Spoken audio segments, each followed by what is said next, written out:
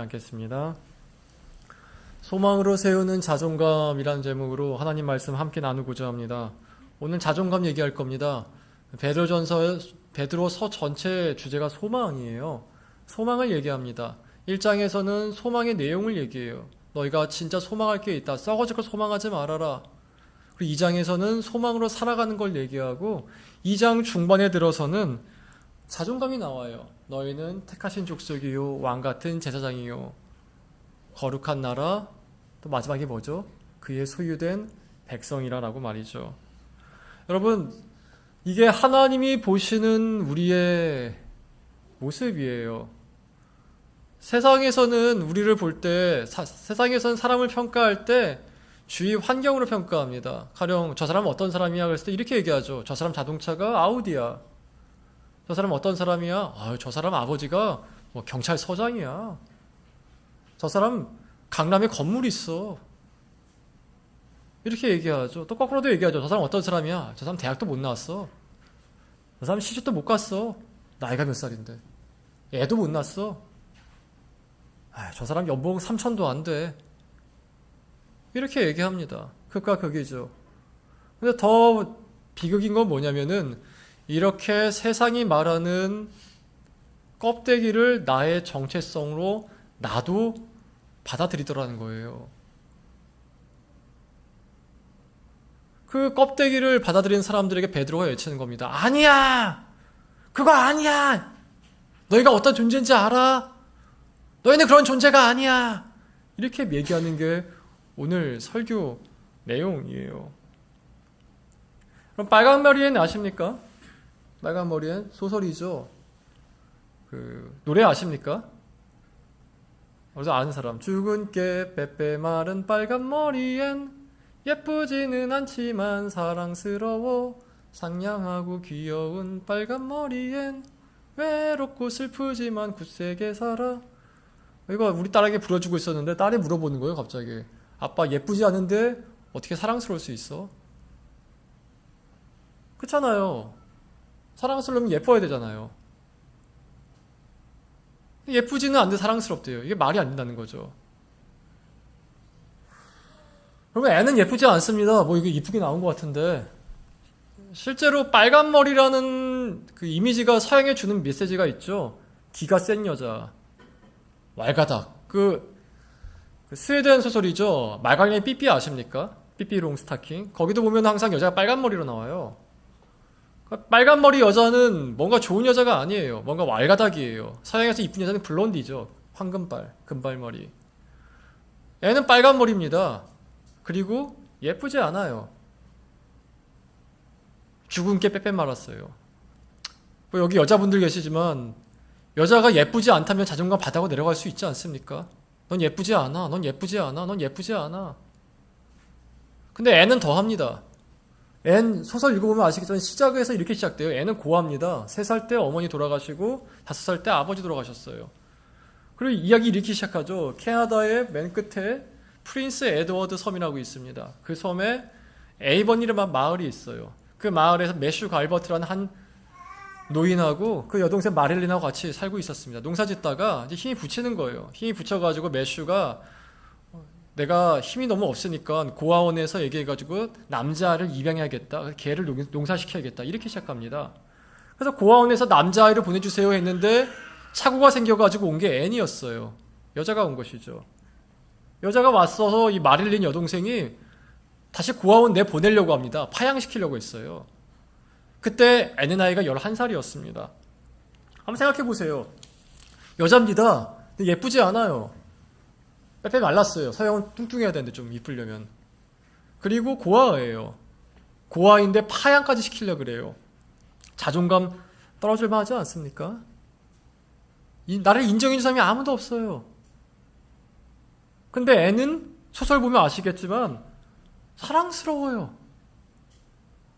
사랑스러워요, 그냥. 왜냐하면 소설에선 직접적인 문자가 나오진 않는데 늘 자신을 사랑스럽다고 여겨요. 난 사랑스러운 사람이야. 넌 고아야. 난 사랑스러운 사람이야. 넌 빨간 머리야. 난 사랑스러운 사람이야. 자아도취가 아니라 애는 다른 사람들이 말하는 그 말에 자신을 정의하지 않아요. 만일 앤이 다른 사람들의 말이나 자신의 환경에 이리저리 휘둘렸으면 빨간 머리는 금새우를 연습하고 막 뭐 살찌려고 그러고 죽은 게 빼가지고 하려고 그랬겠죠. 근데 그러지 않아요. 여러분 기억하십시오. 다른 사람들의 칭찬이든 비난이든 간에 나를 향한 사람들의 평가는 계속 바뀝니다. 다른 사람이 칭찬해도 나를 두면 안 돼요. 비난해도 나를 두면 안 돼요. 왜냐면 그게 계속 바뀌어요. 계속 바뀌어요. 사람들의 평가는. 오늘은 어우 잘했다, 내일은 아이 저런 강아지 이러기도 하고 거꾸로이기도 해요. 심지어 나를 향한 나의 평가도 계속 바뀌어요. 뭐 오늘 설교 정말 잘했어, 아싸 이러다가 집에 가서 나는 뭐 아메바야, 난 바퀴벌레야. 사람이 원래 그래요. 늘 휘둘려요. 근데 그래서 그 휘둘리는 것에, 바뀌는 것에 나를 두는 것이 아니라 변하지 않는 그것에 나를 둬야 돼요. 절대로 변하지 않는 것. 그것이 바로 하나님 말씀이에요. 여기 5만원짜리가 하나 있습니다. 이 5만원짜리의 가치는 한국은행이 사라지지 않는 이상 절대로 변하지 않죠. 마찬가지로 나를 향한 주님의 가치는 하나님 나라가 사라지지 않는 이상 사라지지 않는다라는 거예요. 그럼 주님은 나를 어떻게 보시느냐? 2장 9절 전반부 한번 읽어보겠습니다. 시작. 그러나 너희는 택하신 족속이요 왕같은 제사장들이요 거룩한 나라요 그의 소유관 된 백성이니. 여러분 이게 나예요. 다른 사람들 말을 곱씹지 마세요. 내 연봉이 얼마야, 넌 결혼도 못했어, 넌 이것도 없고 넌 저것도 부족해, 넌 얼굴이 왜 그따구야, 네 환경을 봐, 네가 행복할 수 있을 것 같아, 네 부모를 봐, 네 자식을 봐, 네 누구를 봐, 네 누구를 봐. 아니요, 그거 볼 게 아니라 저걸 봐야 돼요. 저걸 봐야 돼요. 하나님 말씀을 봐야 돼요. 그걸 나로 만들어야 돼요. 애니, 빨간머리 애니, 넌 고아야, 빨간머리야, 죽은 게 빼빼 말랐어, 그 말을 듣는 게 아니라 애니 늘 보는 게 뭐냐면은 이 말은 왜 이렇게 아름다운가예요. 왜 이렇게 아름다운가? 그 아름다움을 봐요. 사람들의 말은 변하지만 자연은 잘 변하지 않거든요. 그 자연보다 더 안 변하는 게 하나님 말씀이에요. 예수님이 이렇게 말씀하셨죠. 1.1핵이라도 하나님 말씀 바뀌는 것보다 차라리 천지가 없어지는 것이 더 쉽다. 하나님 말씀은 바뀌지를 않아요. 세상을 없었으면 없었지. 저게 나로 보고 나로 곱씹고 저걸 나로 만들어야 돼요. 저게 나가 돼야 돼. 나가. 내가 돼야 돼. 저게. 저거 무슨 뜻인지 아십니까? 한번 차례도 살펴볼게요. 택하신 족속이 뭐냐? 구약에 따르면 택하신 민족은 딱 하나였습니다. 이스라엘족 하나였어요. 이스라엘 민족이 딱 하나였는데 하나님께서 그들을 선택하셨을 때 그들에게 여러 가지 특권을 주셨는데 그 특권 중에 하나가 하나님과 대화할 수 있는 특권이었어요. 하나님께서 아브라함을 선택하시고 소돔과 고모라를 멸망시키기 전에 어떻게 하셨죠? 아브라함이 먼저 가서 말씀하시죠. 내가 소돔과 고모라를 멸망시킬 것인데 너 어떻게 생각하냐? 아브라함이 뭐라 그러죠? 하나님, 의인 50명이 있어서 멸망시키겠습니까? 50명 있으면 봐주십시오. 그래, 봐줄게. 40명 있어서 멸망시키겠습니까? 30명 있어서 멸망시키겠습니까? 10명 있어서 멸망시키겠습니까? 그래, 내가 네 말을 들어서 10명만 있으면 멸망시키지 않을게. 모세는 어땠죠? 하나님께 이스라엘 멸망시키려고 그럴 때 모세한테 막죠. 주님, 저를 봐서라도 이들을 살려주십시오. 그래서 하나님이 어떻게 하시죠? 바로 마음을 바꾸세요. 그래, 내가 멸망 안 시킬게. 여러분, 택하신 족속의 특권이 여기 있어요. 주님은요, 우리에게 대화하세요. 우리에게 말씀하세요. 심지어 우리에게 물어보기도 하세요. 몰라서 물어보시는 게 아니에요. 그만큼 우리의 의견을 듣고 싶어 하신단 말이에요. 그게 택하신 족속이에요. 택하신 족속. 근데 구약에는 이스라엘만 택하신 족속이었지만 신약 들어서는 예수님으로 말미암아 예수 안에 있는 모든 사람들이 택하신 족속이 됐어요. 여러분, 지금도 택하신 족속의 특징이 바로 하나님과 대화예요. 내가 하나님과 대화한다 얘기하면은 믿지 않는 사람들은 그게 하나님과 대화인지 네 혼자 마음에서 샬랄라 거리는 건지 어떻게 아느냐? 해보면 압니다. 대화하다 보면요, 결과적으로 내가 성경에 나오는 그 하나님을 더 깊이 이해하게 돼요. 더 깊이 알게 돼요. 더 깊이 하나님을 이해하게 되면요, 그 하나님의 눈으로 사람들을 바라보고 세상을 바라보기 시작해요. 사도 바울이 에베소서에서 에베소 교인들을 위해 기도하는데 첫 번째 기도가 뭔지 아십니까? 1장 21절 거기 나오는데 이렇게 써 있어요. 하나님 이들에게 지혜와 계시의 영을 주셔서 하나님 좀 알게 하여 주시옵소서. 하나님이 누군지 좀 알게 하여 주시옵소서. 여러분, 이 안다는 건 지식을 얘기하는 게 아닙니다. 이 안다는 건요, 관계를 의미하는 거예요. 관계를 의미하는 거예요. 여러분, 하나님 아십니까? 여러분, 하나님 정말 아십니까? 하나님 아버지라면서요. 아십니까? 그분의 마음이 어떻고, 지금 그분이 무엇을 말씀하고 계시고, 어디에 신경을 쓰고 계시고, 어떤 기도를 원하고 계시고. 하나님이 자기 친한 사람한테 진짜 말씀하세요. 하나님께 친하면 되게 쉽습니다. 많이 대화하면 돼요. 많이 얘기하면 돼요. 주께서 그 특권을 우리에게 주셨어요. 하나님이 깊이 알면요, 하나님만 바라봅니다. 빨간 머리 앤이 이런 대사가 있어요. 빨간 머리 앤이 에이벌린가? 그 양반이 시험 못 봤대요. 서술에 나옵니다. 시험 못 봐가지고 기하학인가 대수학인가 시험 못 봐가지고 되게 낙담해 있었어요. 낙담해 있다가 그 마릴린 아주머니가 와가지고 이렇게 얘기하죠. 앤 괜찮아? 괜찮니? 너무 낙담하지 마렴. 이렇게 얘기하죠. 앤이 이렇게 얘기합니다. 아주머니 너무 오래 슬픔에 빠져 있기에는 세상에 아름다운 게 너무 많아요. 보는 게 달라요. 보는 게 다르다니까요. 보는 게 다르면 비교하지를 않아요. 내 차가 뭐고 저 사람 차가 뭐고, 내 집은 이런데 저 사람 집은 어떻고, 내 연봉은 이런데 저 사람 연봉은 어떻고, 내 꼴은 이런데 저 사람은 이렇게 살아가네. 아니요, 그렇게 보지 않아요. 하나님 보면요, 하나님을 바라봐요. 주님 말씀하신 걸 바라봐요. 겸손이 뭔지 아십니까? 겸손은 나를 낮추는 게 아니라 나에게 관심이 없는 거예요. 내가 무슨 옷을 입었는지, 무슨 집을 살아가는지 별로 관심이 없어요. 겸손한 사람은 하나님께 관심이 있어요. 하나님이 말씀하신 나, 하나님이 쓰시는 나, 그게 겸손이에요. 그걸 주님 말씀하세요. 또 왕 같은 제사장을 얘기하고 있지 않습니까? 여기서 왕 같다는 얘기가 뭐냐면요, 나에게 유일무이한 존재라는 거예요. 지난주에 저희 딸하고 아이를 데리고 스타필드에 옷을 사러 갔습니다. 밤늦게 7시 반, 저한테는 굉장히 늦은 시간, 갔다 오면 자야 되는 시간. 애들은 바로 잠들었어요. 오자마자. 저도 잠들었고. 근데 가서 옷을 딱 보고 있었는데, 옷을 보고 있는데 저쪽에 보니까 어떤 부부가 딸 하나 데리고 오더라고요. 와가지고 이것도 입고 저것도 입고 하고 있었어요.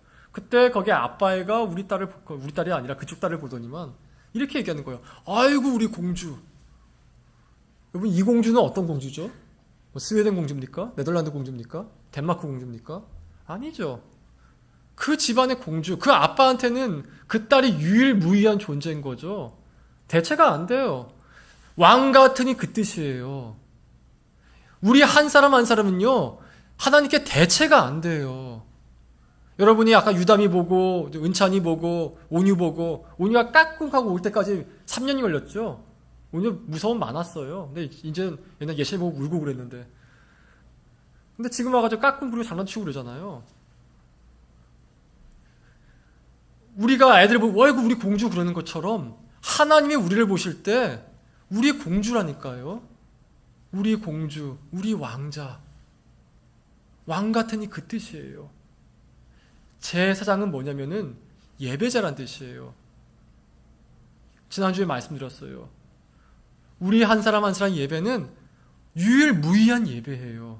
하나님, 내가 온전히 깨어 있어서 전심을 다해 예배 드릴 때 하나님이 그것을 너무 기뻐하세요. 다윗의 시대에 하나님이 다윗을 정말 기뻐했던 이유가 다윗의 예배 때문이었어요.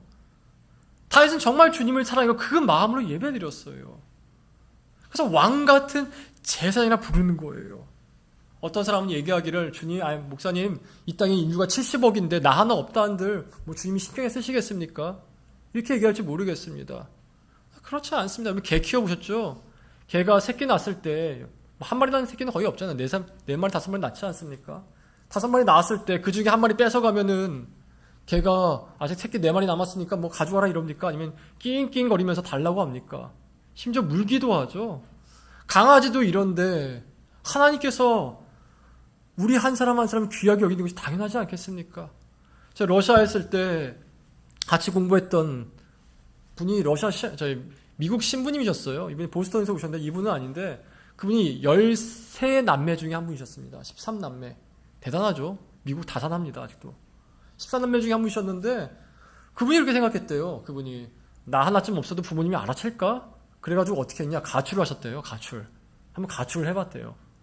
알아챌까 못 알아챌까?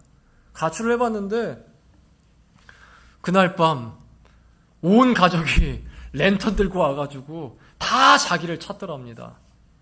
이름 정확히 불러가면서. 결국 들어가서 뒤지게 맞았지만 가출하지 마십시오. 별로 좋지 않습니다. 그때 알았대요. 아버지가 나를 13명 중에 한 명이 아니라 나는 그냥 한 명의 자식이구나라고. 유일무이한 자식이구나. 여러분, 주님께 여러분이 그래요. 주님께 우리가 그렇다고요. 또 이렇게 써있죠. 거룩한 나라요 그의 소유된 백성. 물건의 가치는 그 물건의 소유자에 따라 완전히 달라집니다. 여러분 이 모자 누구 모자인지 아시겠습니까? 일부부터 알아봤지던데. 나폴레옹 모자입니다. 이강 모자 나폴레옹 모자가 얼마 팔린지 아십니까? 25억에 팔렸습니다. 이건 나폴레옹이 쓴 쌍권총인데 29억에 팔렸답니다. 제일 웃긴 게 당시 나폴레옹이 쓰던 칫솔이 남아있대요. 말털로 만든 건데 그 더럽지 않아요? 남이 쓰던 칫솔? 그게 3천만 원에 팔렸대요. 맞나? 21,000달러. 대충 맞다 칩시다. 이강 모자 뭐 귀하다고 이거 천도조지하는데 이 쌍권총 이거 줘도 안 가집니다. K2가 훨씬 좋아요. 근데 왜 이게 비싸게 팔리죠? 나폴레옹이 썼기 때문에, 나폴레옹의 소유이기 때문에. 물건의 가치는 소유자에 따라 완전히 다릅니다. 물건만 그렇습니까? 사람도 다릅니다. 2021년 8월 9일에 아프가니스탄에 있는 모든 미국인들이 철수했습니다. 철수할 때 미국이 쓴 돈이 어마어마하게 썼습니다. 군용기 들고요. 그 군용기를 호위할 전투기 띄우고요. 그 전투기를 지킬 군인들 파병시키고요. 어마어마하게 돈을 썼습니다. 왜 그렇게 돈을 썼죠? 내 나라 국민 내가 살리기 위해서. 근데 하나님이 우리를 보실 때 그렇다라는 것이에요. 하나님이 우리를 보실 때 정말 귀하게 보세요. 정말 귀하게 보셔서 어떻게 하는지 아십니까? 나 한 사람을 구원에 이르게 하려고 온갖 애를 다 쓰세요.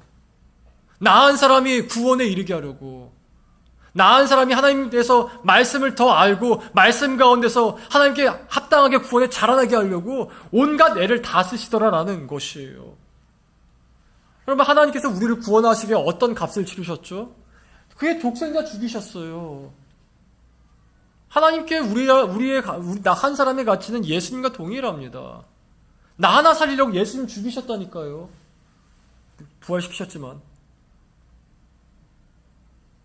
그러니까 하나님이 최선을 다했어요. 날 사랑하려고 최선을 다했다고. 아빠 나 정말 사랑해? 엄마 나 정말 사랑해? 증명해봐. 방법 중에 하나가 희생하는 거죠. 내가 너를 키우기 위해서 3억을 썼어. 내가 너를 병을 고치려고 아빠 신장을 뗐어. 내가 너의 눈을 잘 보이게 해서 내 눈을 바꿔 네 눈과 바꿨어. 그것으로 사랑이 증명이 되는지 모르겠지만 사랑이 뭔지 보여줄 수는 있죠. 예수님은 우리를 살리려고, 하나님은 우리를 살리려고 예수님을 주셨어요. 한번 보세요. 하나님께 우리는 유일무이한 예배자고 선택된 대화자이며 또 하나님 이름이 들어간 존재로서 그 영혼을 보호하시고 구원에 이를 때까지 끝까지 선한 목자로 인도해 나가십니다. 도대체 어떤 신이 자신의 백성을 이렇게 여기고 어떤 존재가 나를 구원하려고 자신의 아들을 희생시킬까요? 그게 우리라니까요. 이거 곱씹어야 돼요. 연봉이 아니에요. 뭐 결혼하고 못하고 그것도 아니에요. 애 낳고 못 낳고 그것도 아니에요. 라헬은 애 못 낳았어요. 그래서 복 받았지. 마태복음 1장에 보면은 뭐 얼굴이 크고 못생겼고 크고 이거 아니라니까. 그건 전혀 중요하지 않아요. 정말 중요한 건 뭐냐면 하나님이 나를 지금도 유일무이한 왕 같은 제사장으로 그렇게 여기고 사랑하고 있다는 거예요. 그걸 내가 믿어야 돼. 그래야 내가 그것이 내가 된다니까요. 그걸 곱씹어야 돼. 그걸 계속 나한테 암송해야 돼. 그게 내가 돼야 돼. 내가. 딴 게 내가 되는 게 아니라 직장에서 인정받아가지고 CEO 되고 뭐 지금 LG CEO가 40대라면서요. 뭐 저 임원 중에 하나가 뭐 구글 이번에 뭐 마크 주커버그인가 저보다 어린 친구가 뭐 안경 냈더라고요. 나는 왜 이런 기술을 못 내나. 이렇게 보면 안 돼요. 나를 볼 땐 뭐로 봐야 돼요? 변하지 않은 주님으로 봐야 돼요. 변하지 않은 주님으로. 그게 내 소망이고 내 자존감이 돼야 돼요. 내 자존감이. 나는 못생겼어요. 저는 시집도 못 갔어요. 전 장가도 못 갔어요. 저는 키도 작아요. 저는 얼굴이 어둡대요. 전 인상이 더럽대요. 아니에요. 주님이 보신 내가 진짜 나예요. 근데 이게 예수님 안에 있어야 보여요. 9절 후반부 읽어보겠습니다. 다 같이 읽어보겠습니다. 이는 너희를 어두운 데서 불러내어 그의 기이한 빛에 들어가게 하신 이에 아름다운 덕을 선포하게 하려 하심이라. 우리를 어두운 데서 불러내셨답니다. 어둠에 있으면 어떻게 되는지 아십니까? 안 보여요. 그리고 안 보이면요, 되게 사람은 불안해져요. 눈 감고 걸어가면 얼마나 걸어갈 수 있습니까, 여러분? 눈 감고 운전해 보십시오. 어떤 기분인지. 그렇게 계속 생각이 부정적으로 가요. 안 보이기 때문에. 하나님 계시긴 계신가? 난 왜 태어난 거지? 내가 언제 태어나게 달라고 그랬던가? 이러려면 왜 만드셨지? 주님 저를 다시 데려가 주세요. 뭐 이딴 얘기만 합니다. 부처가 그랬어요. 석가모니가 이런 말 했습니다. 인생은 고행이다. 인생은 고난이래요. 다 아픈 거래요. 그냥 아프니까 청춘이다라는 말이 있죠. 책 김난도 씨에서는. 아프니까 청춘이다? 아니요. 아프니까 인생이다래요. 석가모니 얘기입니다. 제 얘기 아닙니다. 성경도 비슷하게 얘기해요. 인생의 고난이 많을 것이라고. 근데 다른 걸 차이가 나 있습니다. 석가모니는 인생 자체가 고행이고 거기에 목적이 없다 얘기하지만 성경은 얘기하기를 너 인생이 고통스러운 거 맞을 텐데 그 고통에는 목적이 있다라고 얘기를 해요. 제가 매일은 아닌데 가끔 우리 딸아이가 아빠 다리가 너무 아파 그럴 때가 있어요. 그럼 제가 막 다리를 주물러 줍니다. 세상이 거꾸로 됐죠. 딸이 내 다리를 주물러야지. 아빠가 딸의 다리를 주물러주는 이런 참. 그럼 제가 다리를 주물면서 은혜야 아픈 게 인생이야. 원래 그래. 받아들여. 이럴까요? 아니죠. 은혜야 지금 네가 키가 크고 있어서 아픈 거야. 키가 다 크면 이 지금 아픈 것은 키가 크고기 때문에 아픈 거야. 목적을 얘기해 주죠. 제가 유학을 3년 했거든요. 미국에서. 3년 할 때 쉽지 않았어요. 여러분 영어로 전기세 내봤습니까? 미국 경찰 할 때 속도 위반 끊겨가지고 설명해 봤어요. 아 이거 재판 받아봤습니까? 쉽지 않았어요. 쉽지 않았는데 누구도 저한테 그 유학 생활을 고생이라 얘기하지 않았습니다. 오히려 부러워했지. 왜냐면 유학 뒤에 올 무언가가 있는 걸 알았기 때문에. 성경은 우리 인생 그렇게 얘기해. 너 인생 힘든 거 안다. 아픈 거 안다. 고난스러운 거 안다. 근데 그것이 만드는 선이 있다. 그것이 만들어내는 기품이 있다. 만들어내는 무언가 보물이 있다. 이걸 이렇게 얘기하죠. 하나님을 사랑하는 자, 곧 그 뜻대로 부르심을 받은 자들에겐 모든 것이 합력하여 선을 이루어 가심이라. 이게 그의 기이한 빛에 들어가면 보인다니까요. 내 인생의 아픔이 왜 지금 있는지, 지금 왜 이렇게 깨지고 있는지, 왜 이렇게 고통스러운지 예수 안에서 볼 때 보이지 예수 밖에서 보이면 아무것도 안 보입니다. 하나님은 죽었어. 세상은 망해야 돼. 뭐 이딴 얘기만 하고 있고. 그리고 그렇게 그의 기이한 빛에 들어갔을 때, 원래는 찬란한 빛에 들어갔을 때 아름다운 덕을 선포하게 하려 하심이래요. 이 아름다운 덕이 뭐냐면은 그 기이한 빛에 들어가서 내가 본 거예요. 내가 본 거. 여러분 예수 믿고 뭘 봤습니까? 예수 믿고 뭘 보고 계십니까? 저는 원래 비혼주의자였습니다. 제가 결혼 안 하려고 그랬어요. 왜냐면은 부모님 봐도 그렇게 결혼하고 싶지도 않았고, 또 연애를 좀 하다 보니까 연애 끝은 다 헤어짐이더라고요. 그걸 못하라 또 하나 번거롭게 시리 이 생각 들었고, 또 제 주위에 그 당시에 결혼하신 분이 몇 번 있었는데 진짜 단 한 커플도 나한테 결혼해라는 얘기를 안 했어요. 차라리 결혼하지 마. 안 하는 게 속 편해. 혼자 살아. 다 이 얘기만 하시더라고. 하다가 이제 저희 교수님을 만났습니다. 저희 논문지도 교수님이셨는데 58년 개띠 동갑 부부. 근데 이분들은 너무 행복해 보이는 거예요. 진짜 가끔 부부싸움도 하시는데 부부싸움을 그분들은 영어로 하셨어요. 한국 사람들이었는데 그래야지 욕을 안 한다고 하면서. 지환이도 나중에 결혼하면 부부싸움 영어로 해봐라 한번. 감정이 치밀어 올라가지 않는데 말이 안 나와가지고 그분 말로는. 근데 그분 너무 행복해 보이시는 거예요. 이렇게 손잡고 다니고 포옹하고 얘기하고 기쁘게 살고. 그분이 저한테 얘기했어요. 민근아, 예 교수님, 우리 엄마는 첩이었어. 자기 아버지가 우리나라 뭐 대재벌이었답니다. 재벌이었는데 그 당시마저 첩 드는 게 이상한 게 아니었대요. 엄마는 첩이었어가지고 자기가 태어났을 때 아버지는 돌아가시고, 어머니 이제 그 큰어머니죠. 첫째 부인의 첫째 아들한테 그렇게 많이 구박을 받았대요. 구박을 받아가지고 그 아버지 돌아가신 다음에 나와서 살게 되었는데 자신의 분노가 가득했다고. 아버지 돌아가신 것에 대한 분노. 큰어머니네 가족이 우리 어머니 가족을, 우리 어머니를 이렇게 핍박하신 것에 대한 분노. 또 나와 살다 보니까 어머니한테 억척스럽게 사셨는데 그 억척스러움에 대한 분노. 근데 자신이 두 번 변했는데 첫 번째는 예수님 믿고 한 번 변하고 두 번째는 결혼해서 한 번 변했다고. 그래서 저에게 이렇게 말씀하시더라고요. 결혼해봐. 진짜 좋아. 애기 낳아서 길러봐.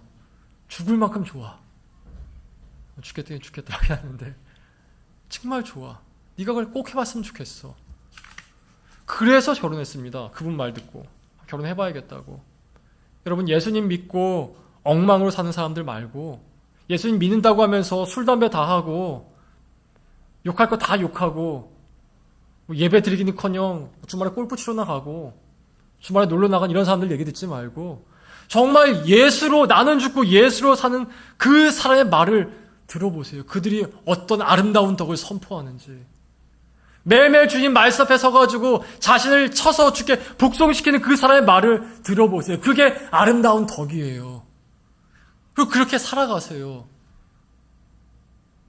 그게 소망을 살아가는 방법이에요. 말씀을 읽겠습니다. 독일군이 전쟁 때 유대인 600만을 죽입니다. 그때 독일 히틀러 정부가 유대인 포로 수용소에서만 사용된 독특한 정책 하나가 있었어요. 그 정책이 뭐냐면은 수용소에 화장실을 짓지 않는 것이었습니다. 당시 기록을 보면요, 10만 명당 화장실 하나가 있었어요. 그리고 그 10만 명에게 준 시간은 딱 10분. 그러니까 유대인들은 배변을 할 수가 없었어요. 배변을 하지 못하니까 어떻게 했냐? 아침에 일어나게 되면은 늘 이게 수용소인데 수용소에 똥이 이렇게 차 있었답니다. 그 나중에는 자신이 먹는 식기에다가 똥을 쌌다는 것이죠. 독일군들이 이런 정책을 펼쳤던 이유가 뭐냐면은 유대인들을 죽이기 전에 유대인들 스스로 인간으로서의 존엄성을 포기하게 만들기 위함이었어요. 여러분, 사람 죽이는 건 어려워요. 개, 돼지 죽이는 건 정말 쉬워요. 독일군들이 이 유대인을 죽이라는 어떤 그 죄책감을 갖지 못하게 하려고 유대인들을 인간으로 만들지 않게 했던 것입니다. 그리고 나중에 유대인들 스스로도 무너졌대요. 내가 정말 사람인가? 똥이랑 같이 사는데, 소변을 같이 사는데. 여러분, 세상이 여러분 이렇게 만들려고 하는 걸 기억하시기 바랍니다. 세상은 계속해서 우리의 자존감을 무너뜨리려고 하거나 아니면 교만하게 만들려고 할 것이에요. 외모로, 재산으로, 건강으로, 나이로. 그때마다 이 노래 기억하십시오. 예쁘지는 않지만 사랑스러워. 내가 사랑스러운 건요, 예쁜 거랑 상관없어요. 외롭고 슬프지만 굳세게 살아. 내가 굳세게 사는 건요, 외롭고 슬픈 거랑 상관이 없다니까요. 상관이 없어요. 왜냐하면 내 안에 하나님이 계시기 때문에. 그 하나님으로 살아가는 은혜가 있길 진심으로 기원합니다. 그걸 소망으로 살아가는 은혜가 진심으로